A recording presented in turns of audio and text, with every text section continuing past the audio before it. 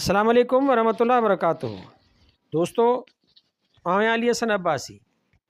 किताब आहे जिते नींहं उछल, कहाणियूं, लेखक गफ़ूर मेमण, छपाईंदड़ मशल एकेडमी कराची सिंध, छापो पहिरियों जुलाई 1995 ईस्वी। किस्त नाई, कहाणी जिते ॾेल डरे। अॼु वरी हड़ताल, दुकान बंदि, रोड सुनसान, बसुनि ते पथराव, रस्तनि ते बाहि, गोलियुनि जो आवाज़, विगोड़, माण्हुनि में ख़ौफ़ विरास, ज़िंदगी डिस्टर्ब। रोज़ जो मामूल रुकियल, तोड़ फोड़, घरनि में क़ैद थी वञणु, घुट ॿुसट, ख़बर न आहे छा थिए, विगोड़ कहिड़ो रुख वठे। आख़िर केसीं ताईं उहो सभु कुझु? छा उन ई दुबण मां निकिरी सघिजे थो? हर वक़्तु अदम तहफ़ुज़ जो शिकार माण्हू, दहशतगर्दनि जो राज, पंहिंजा ऐं पराया दहशतगर्द। छा ज़िंदगी उहा ई आहे, एतिरी सस्ती, निबल, कमज़ोर, ज़िलत सां भरियल? पस्तीअ में हीउ सभु कुझु छा लाइ? सियासत ऐं पोइ अख़बारनि में बयानबाज़ी, सियासतदाननि खे लीडरशिप चमकाइण जो हिकु ॿियो मौक़ियो। तंहिंखां पोइ उहो सभु कुझु थी रहियो आहे जेको सामरी जादूगर ऐं संदसि छाड़ता चाहिनि था। मां ॿाहिरि निकिरण जी कोशिशि करियां थो, मुंहिंजी ज़ाल मूंखे रोके थी। ॿाहिरि न वञ, गोलियूं पियूं हलनि। मां वाक़ई घबराइजी बीही रहां थो। अंदर में आंध मांध, दरीअ मां ॿाहिरि निहारियां थो, आलू पकोड़नि वारे जो गाॾो बि बीठल न आहे, जेको रोज़ काड़े में बीही पकोड़ा खपाईंदो आहे। संदसि बदन ते मेरा कपिड़ा हूंदा आहिनि, निराण ते घुंज ऐं अखियुनि में वीरानी ऐं बेवसीअ जे बावजूदि पंहिंजे वजूद खां बेख़बर पकोड़ा विकिणंदो रहंदो आहे। अक्सर स्कूल खां मोटंदे खां रुपए खण जा पकोड़ा वठी ईंदो हुउसि, जेके मानीअ सां अची खाईंदो हुउसि। 10 सालनि खां ॿार पढ़ाईंदो आहियां, पर अञा ज़िंदगी अटे ऐं अझे खां अॻियां सुरी न आहे। आलू पकोड़नि वारे खां हिकु दफ़े पुछियो हुअमि त चाचा ॾे ख़बर, हिन उमिरि में तूं पकोड़ा विकिणी थो, तुंहिंजो औलाद छा कंदो आहे?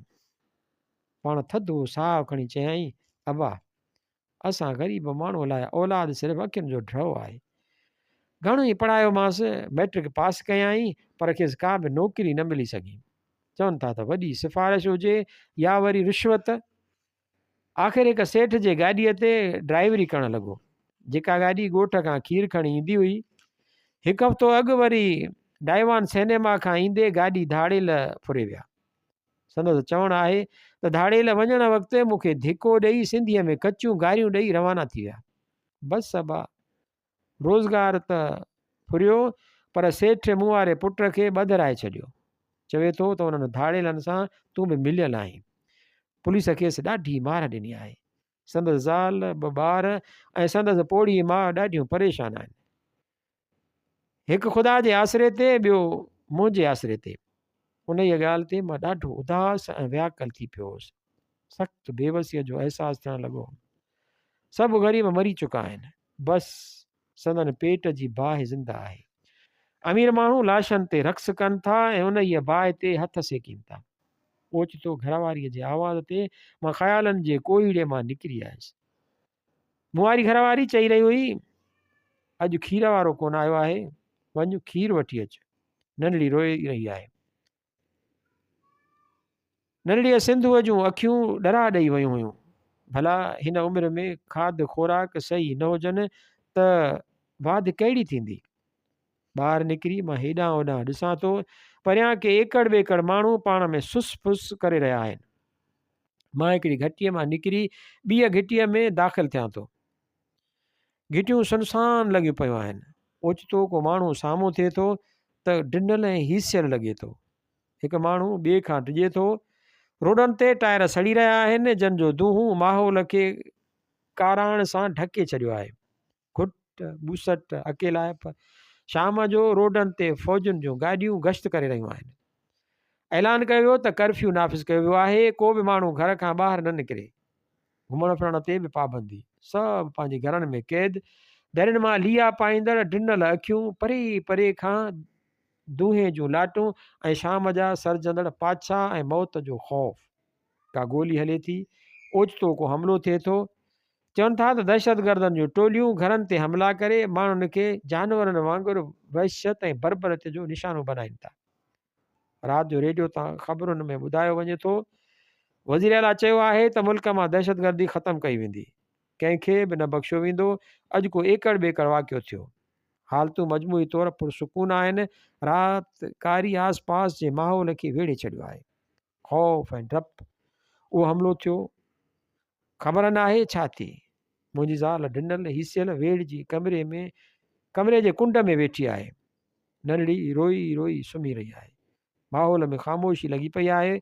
रखी रखी केॾी महिल गोलियुनि जा आवाज़ अचनि था त अंदरि ई अंदरि में दिलि ॾरिजियो वञे। निंड अखियुनि खां परे राति जो हिकु हक़ लम्हो भवाए थो ऐं ख़ौफ़ सां भरपूर। ख़बर न आहे छा थी। हवा जा थधा झूटा अखि लॻी वञे थी। ओचितो गोलियुनि जा बस्ट निकिरण जा आवाज़ अचनि था ऐं अखि खुली पवे थी। सुबुह जो रोशनी पखिड़िजी चुकी आहे। सुबुह जो 8 बजे कर्फ्यू में वक़फ़ो थिए थो। ॿाहिरि कुझु खाइण पीअण जूं शयूं वठण लाइ निकिरां थो। कुझु माण्हू पाण में सुरॿाहट पिया कनि। कन ॾेई ॿुधां थो राति जो अलूअ जे घर ते हमिलो थियो आहे। चवनि था त दहशतगर्दनि सभिनी खे मारे छॾियो। उहो ॿुधी मां अलूअ जे घर ॾांहुं डोड़ां थो। घर जो दरवाज़ो टुटो पियो आहे। ॿाहिरि पुलिस बीठी आहे। पुलिस मूंखे हुतां हटी वञण जो इशारो कयो। मां लियो पाए अंदरि जाचण जी कोशिशि करियां थो। फर्श ते रत जा दुॿा ऐं भितियुनि ते रत जा छंडा। सामान टिड़ियल पकड़ियल। लाश ख़बर न आहे कंहिंजा। बसि वधीक कुझु ॾिसणु नथे चाहियमि। मोटी आयसि, दिलि कची कची उबड़का, हर तरफ़ रत ऐं ख़ौफ़। केर बि कंहिंजो कोन्हे। हिन वक़्तु लीडर साहिबान ख़बर न आहे किथे हूंदा। लीडरनि जो ख़्यालु दिलि में ईंदे ई जुमन चांग ऐं अली हसन जो ख़्यालु दिलि में आयुमि। सोचियमि त उन्हनि खे चवां त का वार कनि। डोड़ी संदनि घर ॾांहुं वियुसि। दरवाज़े ते ठक ठक कयमि। जुमन निकिरी आयो। मूंखे ॾिसी चयईं, कामरेड हलिया। उनखां अॻु जो मां उन खे कुझु ॿुधायां, जुमन मूंखे अंदरि वठी वियो। उते संदसि 4 साथी ॿिया बि वेठा हुआ। टेबल ते हिकु बोतल खुली पई हुई। गिलास भरिया पिया हुआ। साम्हूं टीवीअ ते फिल्म हली रही हुई। मां कुझु चवण खां बग़ैर मोटी आयुसि। ॿी सुबुह अख़बारुनि में आयो, असांखां सब्र जो इम्तिहान न वरितो वञे। असीं पंहिंजी क़ौम लाइ रत जो आख़िरी पुड़ो बि वहाए छॾींदासीं, पर हक़नि तां दस्तबरदार न थींदासीं। कुझु ॾींहं गुज़री विया। मां नंढड़ीअ खे खेॾाए रहियो हुउसि ऐं मुंहिंजी घरवारी मानी पचाए रही हुई। दर ते ॿार ठक ठक थी ॿाहिरि निकितुसि। कुझु ॼातल सुञातल बीठा हुआ। हथनि में रसीद बि कोन। अदा मुतासिर माण्हुनि लाइ दिलि खोले चंदो ॾियो।